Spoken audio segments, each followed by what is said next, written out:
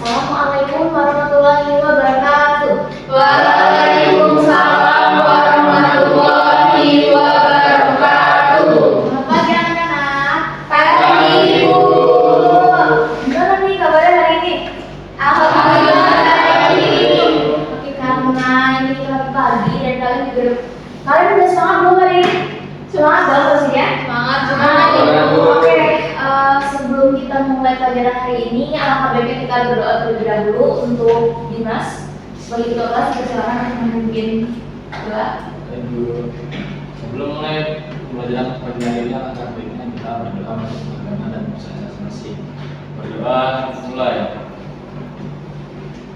Doa selesai. Oke, hari ini siapa yang tidak hadir? Apa hadir semua nih? Hadir semua. Dari bawahnya hadir semua sih ya. Nah, sekarang Ibu di sini akan memaparkan materi tentang aset tetap dan penyusutan. Kalian kenal gak sih kayak aset tetap itu apa? Ada yang tahu belum aset tetap itu apa? Oh ya, ada yang tadi. Maaf ya. Tiga waktu, Ibu. Jadi aset tetap itu kayak harta yang kita punya, tapi itu untuk investasi jangka panjang, misalnya tanah. Jadi dia itu tidak diharapkan untuk dijual secara cepat. Oke, tepat. Nah, sebelum itu Ibu akan memaparkan video terlebih dahulu agar pembelajaran kita. Maaf.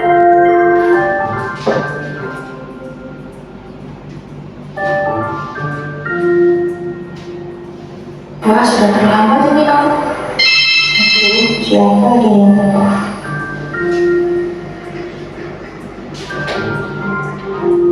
Hei, sudah dicari Pak Alex kamu, cepetan ke ruangannya. Waduh, iya ya, pasti lagi di mana ini?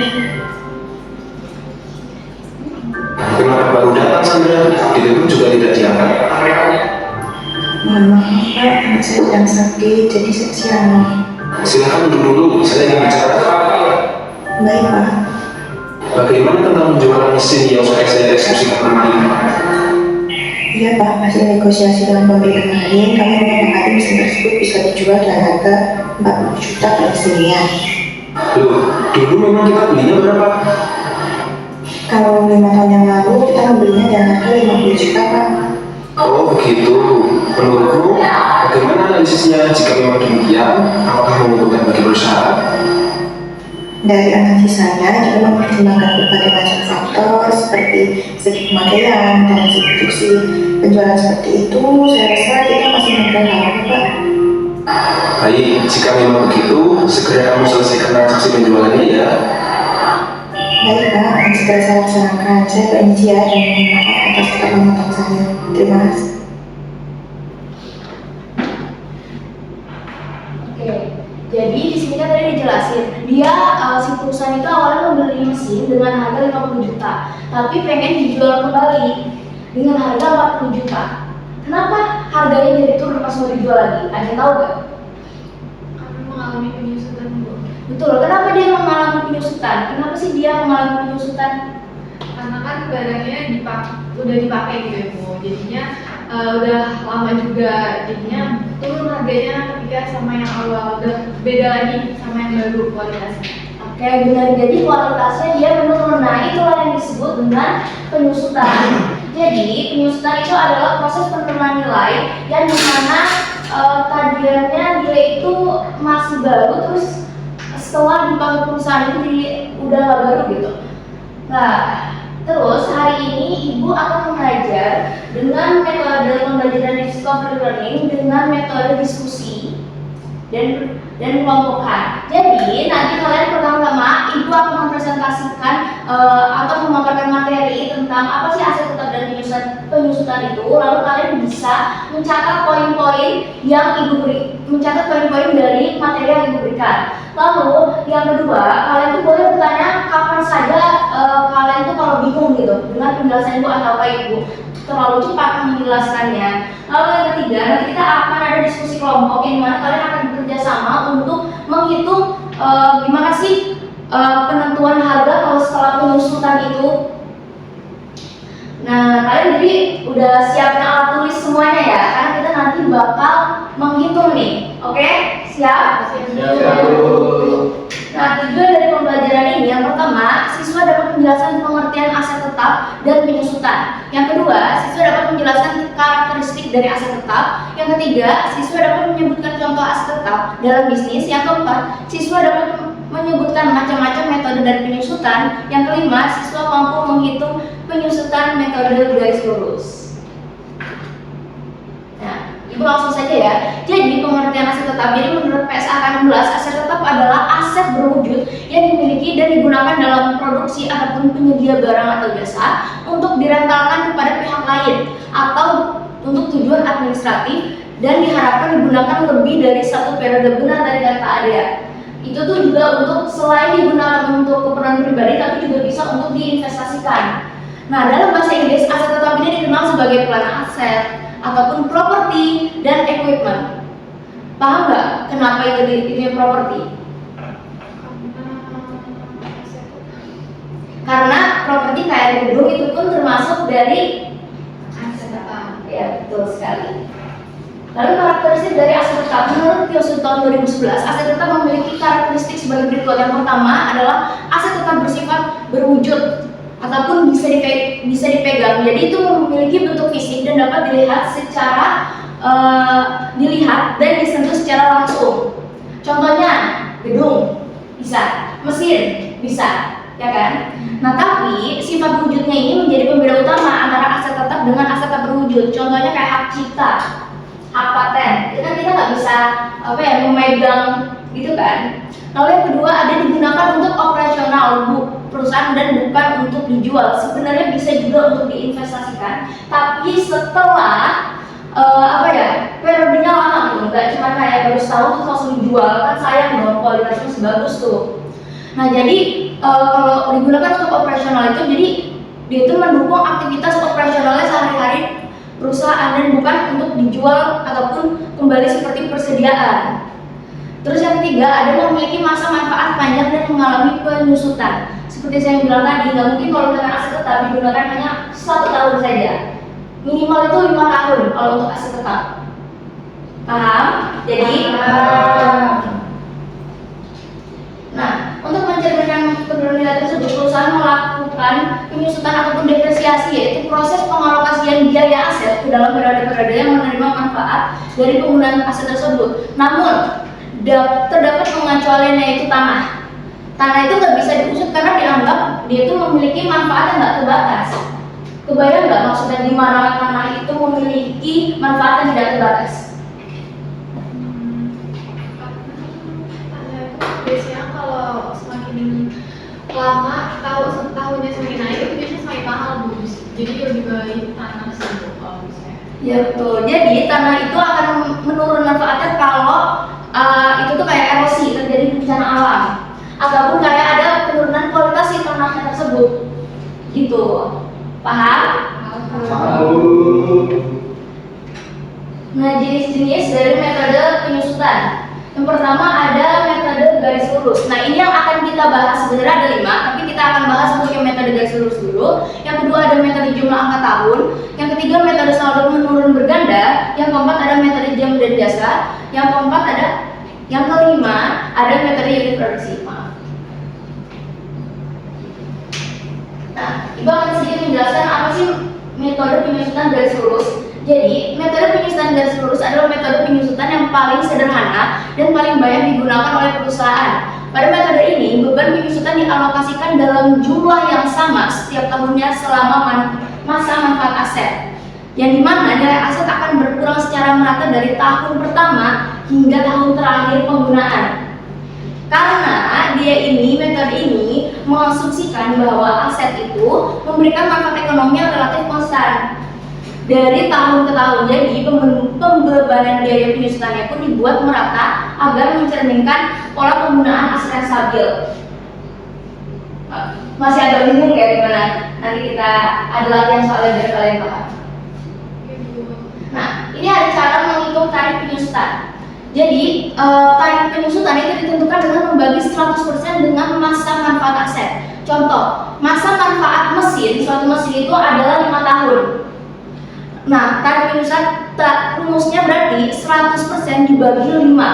5 itu waktunya. 100 ini udah konstan, dia udah nggak bisa diubah-ubah kalau 100 ini untuk metode garis lurus. Jadi tarif penyusutannya adalah 20%. Lalu cara menghitung beban penyusutan ini gimana? Yaitu dengan harga perolehan dikurangi nilai sisa dikali tarif penyusutan. Harga perolehan ini adalah total biaya untuk memperoleh aset hingga siap digunakan. Harga perolehan ini apa coba maksudnya? Jadi uang yang kita keluarkan untuk membeli aset tersebut. Misal kita membeli mesin itu harganya 100 juta. Nah, itulah harga perolehan. Nah, terus kalau nilai sisa adalah taksiran nilai aset di akhir masa manfaat. Jadi setelah kena tarif penyusutan, nilai sisa itu adalah nilai akhir dari si mesinnya itu. Paham? Sedikit mungkin udah ada sedikit paham ya dibanding tadi pengertiannya. Nah, ini ada contoh soalnya. Pada bulan Januari 2019, PT Kawanama membeli sebuah aset tetap yang digunakan untuk kegiatan operasional perusahaan dengan harga perolehan 100 juta. Berdasarkan estimasi manajemen aset ini memiliki umur ekonomi selama 5 tahun dengan nilai sisa sebesar 5 juta pada tahun ke-10. Nah, di sini kita akan menghitung penyusutan aset tetap per tahun dan beban penyusutan per tahun. Pertama, kita harus taruh harga perolehan di sini.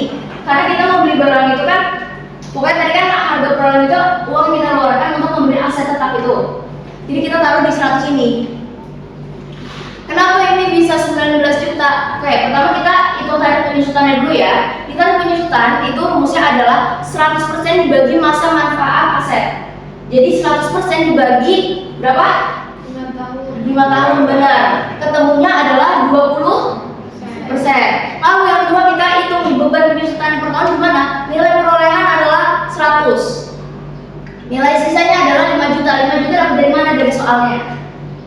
Lalu dibagi tarif penyusutan. Tarif penyusutan udah ketemu tadi 20%. Jadi 100 juta dikurang 5 juta dibagi 20%, yang hasilnya adalah 19 juta. Lalu gimana kita naruhnya di sini? Tadi kan di metode garis lurus ini adalah dia itu beban penyusutannya itu merata dari tahun ke tahun. Makanya di sini 19 juta ditaruh dari tahun 2020 sampai 2024. Karena dianggapnya memiliki manfaat yang konstan. Jadi dia merata. Nah, terus ini gimana akumulasi penyusutannya? Jadi ini dulu deh nilai akhir gugur ini dulu. Jadi ini ditambah. Kalau untuk bagian akumulasi penyusutan ditambah 19 terus 9, ini 19 dulu nih awal. 19 tambah 19 38. 38 tambah 19 57. 57 tambah 16 76. 76 ditambah 19 itu 95. Lalu untuk nilai akhir gugur itu gimana? Dikurangin. Jadi 100 dikurangi 19 adalah 81. Dan sampai ke bawah sampai memiliki nilai akhir 5 juta. Kenapa nggak ambil 2025? Karena itu cuma 5 tahun penghitungannya. Gitu. Paham dengan contoh soal metode garis lurus ini? Udah lebih terbuka ya jadinya gimana sih cara penghitungannya? Oke, kalau kalian udah paham, ibu akan bagi kelompok. Ini kan ada karena masuk semua nih ya, kita langsung bagi 3 kelompok aja ya. Ini mau depan apa ke belakang? Ke belakang. Oke, bener ke belakang. Setuju ke belakang nih? Sepakat enggak? Sepakat. Ya udah. Ke belakang. Kelompok satu yang mana? 1, 2, 3 yang mana nih? 1 Bu, kanan. 1, 2, 3 ini berarti ya. Dimas keluar. Nah, di sini ada soal latihannya. Soal latihannya, PT Maju Jaya membeli sebuah mesin produksi pada tanggal 1 Januari dengan harga perolehan 80 juta. Berdasarkan estimasi manajemen, umur ekonomis mesin adalah 4 tahun dengan nilai sisa pada masa manfaat yaitu 8 juta. Pertanyaannya, hitunglah tarif penyusutan per tahun, hitunglah beban penyusutan per tahun, dan buatlah tabel penyusutan untuk per tahun. Jadi kelompok 1 nanti itu yang nomor 1, kelompok 2 yang nomor 2, dan kelompok 3 yang nomor 3 ya. Baik Bu, baik Bu. Boleh langsung diskusi, boleh langsung diskusi. Silakan diskusi. Boleh langsung diskusi.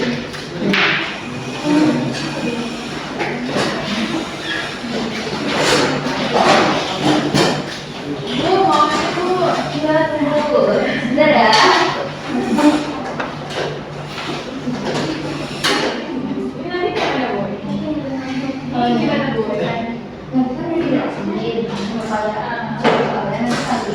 nanti ibu tuh kalau untuk itu nanti ibu ada tabelnya, nanti kalian tinggal tunjuk-tunjuk itu taruh di mana gitu. Untuk yang kelompok 3 tapi ya. Yang kelompok 3 ini tapi karena kan kelompok 3 kan salah. Kelompok 3 kan soalnya buat tabel, makanya dia harus tahu. Tadi maksud kan apa yang dijelasin? Masuk Bu.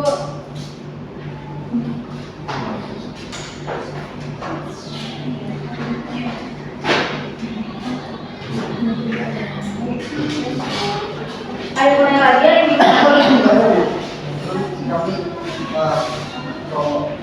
coba coba.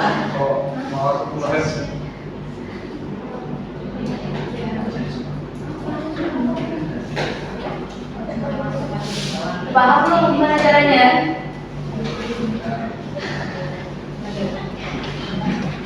Bingung, enggak?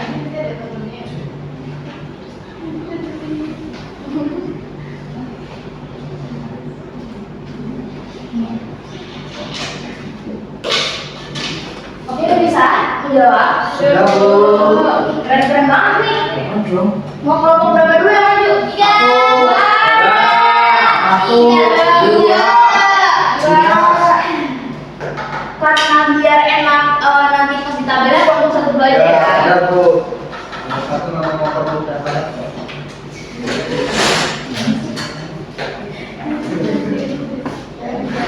Kok cuma sendiri?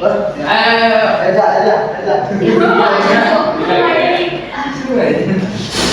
Nah, Bu, ada yang kurang, Bu.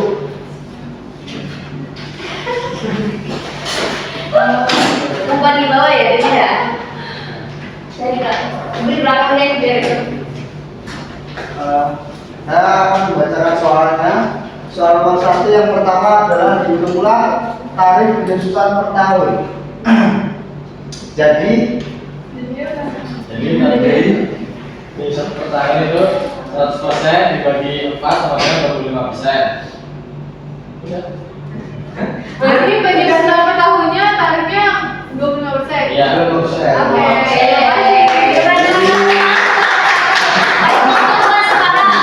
Menghitung penyusutan per tahunnya. Oh, ada yang nyari. Terus dibilang ayo kita bener-bener. Oke, jadi kamu tuh dapat pertanyaan yang nomor 2, hitunglah beban penyusutan per tahun. Tadi kan rumus yang beban penyusutan itu apa tadi? Harga perolehan dikurang nilai sisa dikali sama tarif penyusutan. Berarti 80 juta dikurang 8 juta itu dihitung dulu, habis itu baru dikali sama yang tarif penyusutan itu 25%. Hasilnya itu adalah 18 juta per tahun. Udah banget nih, ayo sekarang kelompok 3 maju. Nah nanti kalau untuk kelompok 3 spesial. Spesial tuh, nilainya Bisa gitu nih. Next, esok.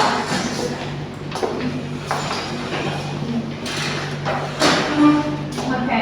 Aku dari kelompok 3 kan yang jelasin ini. Dari angka dari tabel-tabel. Semangat. Tadi kan penyusutan tarifnya 25%. Terus hasilnya berapa 4 juta ya? Ya, jadi kita langsung masukin ke beban penyusutan. Jadi dari 2021 sampai 2024 kita isi semua 18 juta. Kenapa 18 juta ya? karena tadi perhitungan dari kelompok 2 kan hari 25%, nanti nilai perolehan dikurang nilai sisa ditambah ini. Nah, di akumulasi penyusutan kita tulis 18 juta di sini. Nah, terus 18 juta ditambah 18 juta nanti di sini 36 juta. 36 juta ditambah 18 juta jadi 54 juta. Nah, yang terakhir 54 juta ditambah 18 juta jadi 72 juta. Nah, di nilai buku akhir tadi kan 80 juta di sini. Nah, 80 juta dikurang 18 juta beban penyusutan, jadi di sini 62 juta. 62 juta dikurang 18 juta beban penyusutan, jadi 44. Di sini 26 juta dan yang terakhir ada 8 juta. Oh, ada lagi. Kenapa cuma sampai 2024? Kenapa ya? Karena tadi kan umur peralatan tadi itu 4 tahun, jadi cuma 4 tahun yang kita hitung. Jadi cuma sampai 2024 ya. Oke, terima kasih. Keren banget semua ini. Jadi ini juga menjelaskan ya. Nah, benar banget. Jadi tadi kalau Om satu bilang 100% dibagi 4 karena masa tahunnya adalah 4 tahun. Jadi kan penyusutannya adalah 25%. Lalu beban penyusutannya adalah 80 juta sebagai nilai perolehan dikurang 8 juta itu nilai sisa dikali 25% sebagai tarif penyusutan yang hasilnya adalah 18. Kalau tadi ibu dengar dari kelompok 3 bener banget sama kan sama hasil kerja kalian? Sama Bu. Oke, berarti kalian semua keren nih. Bisa langsung paham walaupun tadi agak sedikit kurang paham ya tentang bagaimana sih metode garis lurus ini. Gampang nggak metode garis lurus? Oke, kalau kayak gitu sekarang wah ternyata sudah mau habis jam ibu. Jadi kalau itu ini aja, karena tadi banyak yang udah paham nih, ibu mau tanya dong kesimpulan dari hari ini itu apa? Apa sih yang kita pelajari di hari ini? Ada yang bisa menjawab?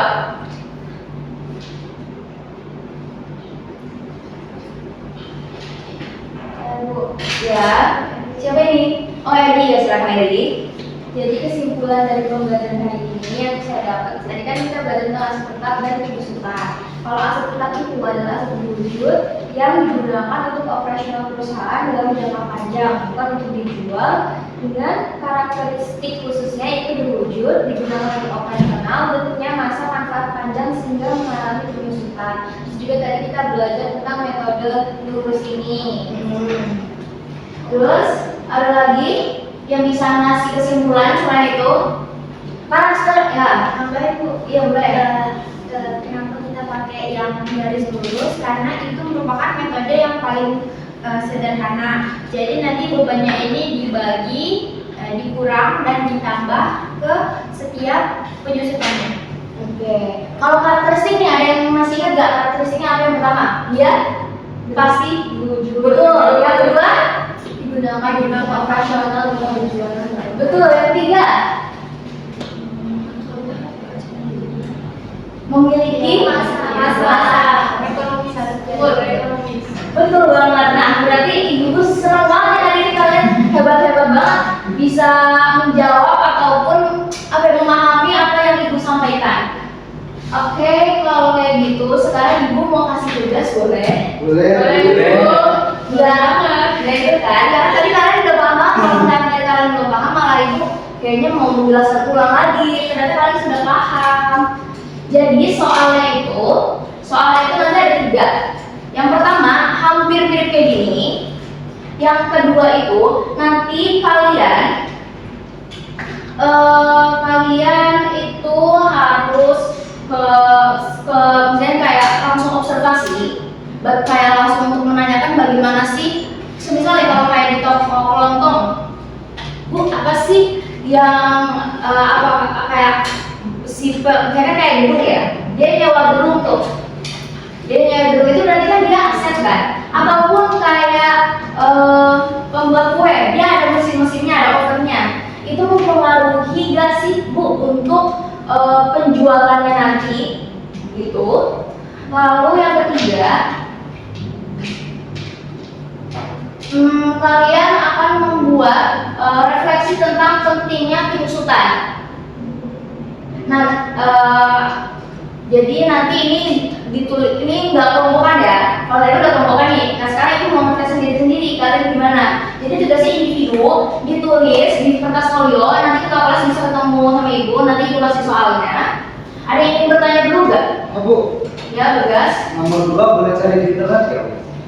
Sebenarnya boleh, tapi ibu lebih suka kalau semisal kamu observasi langsung. Nanti juga bisa disertakan fotonya ya kalau kita lagi wawancara gitu.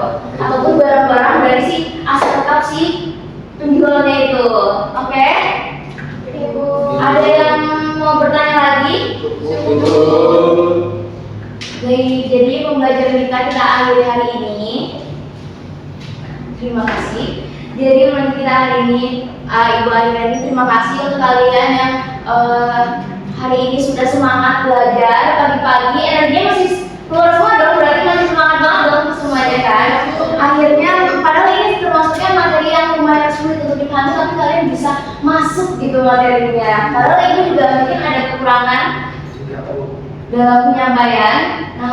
Sebelum Ibu tutup, ada yang masih belum paham lagi nggak tentang materinya? Atau sudah cukup? Cukup. Baik, kalau sudah cukup kita tutup saja. Silakan kepada ketua kelas untuk berdoa.